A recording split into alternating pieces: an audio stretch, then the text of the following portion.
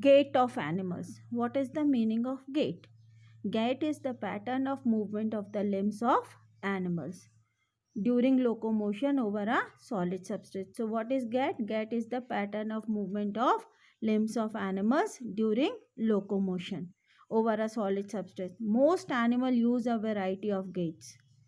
Selecting gait based on speed, terrain, the need to maneuver, and energetic efficiency. Let's discuss gaits of various animals. Here in the picture, you are you can see the gait, the movement of earthworm. The body of an earthworm is made up of many rings, as you can see in the picture. Joined end to end, an earthworm does not have bones.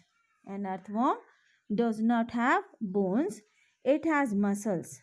It has muscles which help to extend and shorten the body. During movement, the earthworm first extends the front part of the body.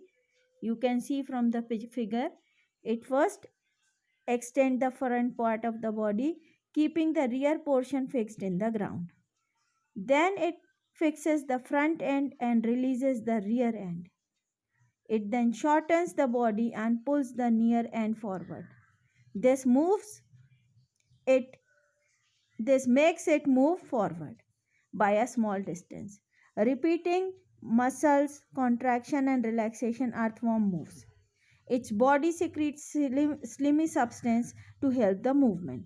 It has a bristles which are connected with muscles. They help to get a good grip on the ground.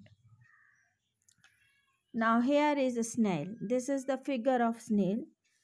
A thick structure and the head of the snail may come out of an opening in the shell.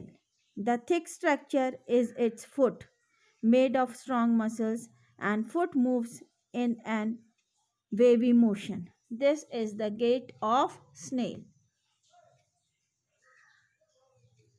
Now comes the most popular insect found in our houses, that is cockroach. Cockroach walks and limbs as well as fly in the air. They have three pairs of legs. Cockroach have three pairs of legs. These help in walking. The body is covered with a hard outer skeleton. This outer skeleton is made up of different units joined together and that permits movement.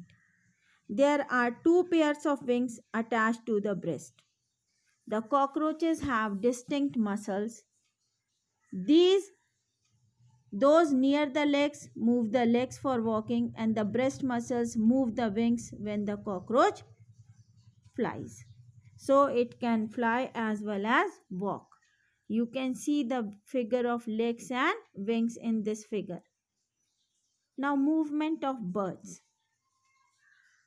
Birds fly in the air and walk on the ground.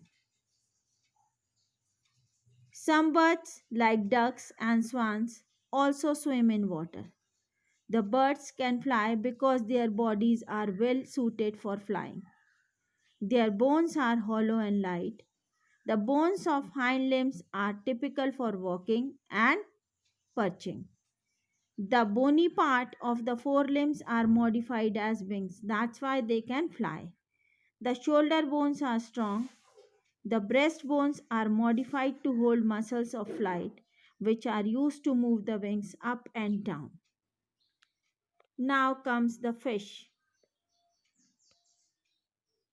The shape of fish body is streamlined, which allows fishes easy movement in water. The skeleton of fish is covered with strong muscles.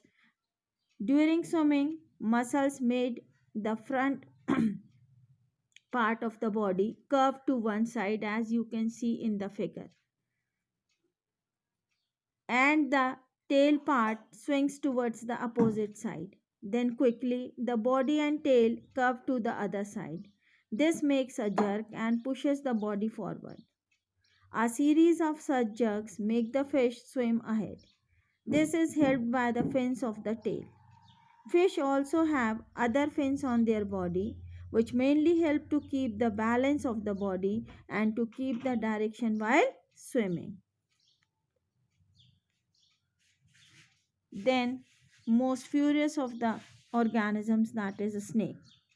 Snakes had a long backbone. They have many thin muscles. They are connected to each other, even though they are far from one another.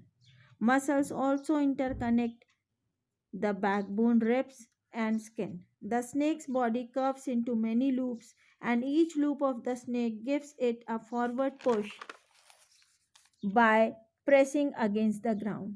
Since its long body makes many loops and each loop gives it push, the snake moves forward very fast and not in a straight line. So, this is all about the locomotion, the gait of these organisms.